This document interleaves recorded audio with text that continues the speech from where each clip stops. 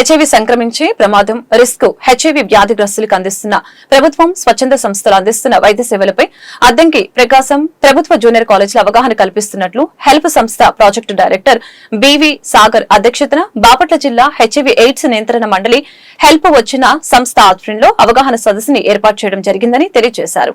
HIV AIDS వ్యాధి నమూనాల నిర్మూలన లక్ష్యంతో రూపొందించిన మీకు తెలుసా ఐఈసీ అవగాహన కార్యక్రమంలో ముఖ్య అతిథిగా అద్దంకి ఎస్ఐ సిహెచ్ ప్రవీణ మాట్లాడారు.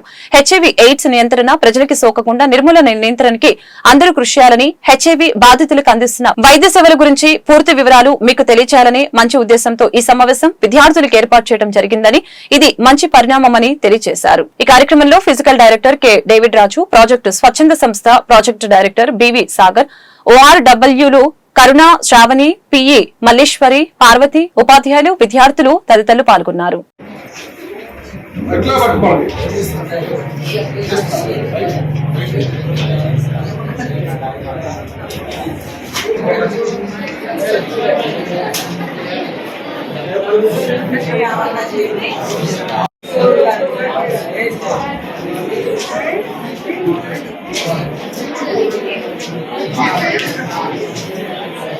మేడం గారు కూడా మీలాగే విద్యార్థి నుండి చదువుకుని ఈ రాకొస్తే మేడం గారికి అయ్యింది ఈ మధ్య లభించినా లేదా అట్లాగా కూడా మీరు కూడా చదువుకుంటే, మీరు కూడా ఉన్నత స్థాయికి వస్తే, మీరు రాబోయే రోజుల కదా సమావేశానికి వెళ్ళితే మీకు కూడా గౌరవం, హోదా, మర్యాద దొరికింది.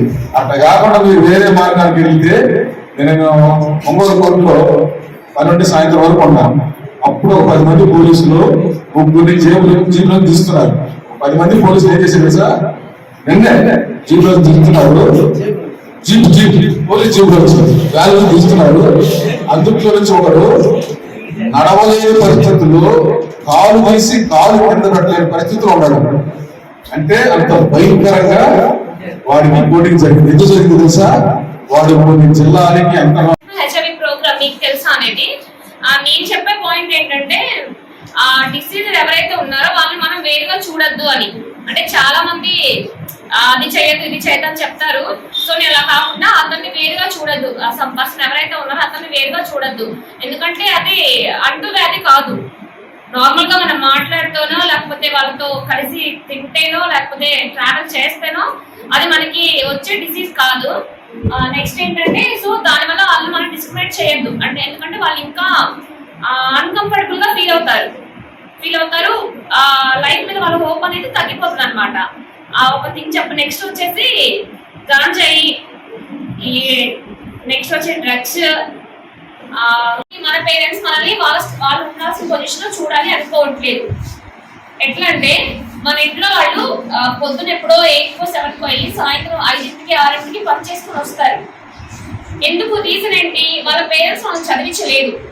ఇప్పుడు మా పేరెంట్స్ నన్ను చదివించారు కాబట్టి నేను 9 to 5 జాబ్ చేసుకుంటూ నా సాలరీని సంపాదించుకుంటున్నాను. అలాంటి పొజిషన్ లో మిమ్మల్ని చూడాలి అని వాళ్ళు పడే కష్టమంతా లెక్క చేయకుండా మిమ్మల్ని ఇక్కడ పంపిస్తున్నారు. ఫర్ ఎగ్జాంపుల్, ఒక మీరే ఉన్నాం అనుకో, మీ ఫాదర్ డేకి ఎంత సంపాదిస్తారు? 1000 రూపీస్ వేసుకుందాం. నిన్ను తీసుకెళ్ళడానికి డబ్బులు లేకపోవడం, అవి మీరు సంపాదించలేదు కదా. ఇప్పుడు తిరగడానికి బాగానే ఉంటుంది, ఎందుకంటే ఇళ్లలో వాళ్ళు పెడతారు కదా డబ్బులు. అబ్బాయి ఎంత తీసుకొచ్చినా అమ్మాయి ఎంత తీసుకొచ్చినా ఏముంది, వాళ్ళు సంపాదించారు కాబట్టి వాటి వాల్యూ వాళ్ళకి తెలియదు. ఇప్పుడు బాగానే ఉంటది, పేరెంట్స్ ఇచ్చి ఖర్చు పెట్టినప్పుడు బాగానే ఉంటది. మనం సపరేట్ గా లైఫ్ లీడ్ చేయాలనుకుంటే అప్పుడు తెలుస్తుంది ఆ బాధ. ప్రతి రూపాయి విలువ అప్పుడు తెలుస్తుంది. ఈ వయసులో ఇమోషన్స్ అనేవి చాలా ఎక్కువగా ఉంటాయి. ఖచ్చితంగా మీకు ఈ హెచ్ఐవి పట్ల అవగాహన కల్పించాలి.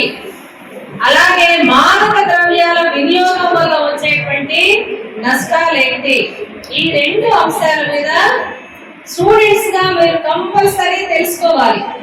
తెలుసుకొని వాటి వల్ల కలిగేటువంటి నష్టాలని అందరికీ తెలియచేయాలి. మీరు ఫాలో అవ్వాలి. ముందు అవి రాకుండా మీరు ముందు జాగ్రత్త పడాలి. అట్లాగే మిగిలిన ఎవరైనా చెడిపోతుంటే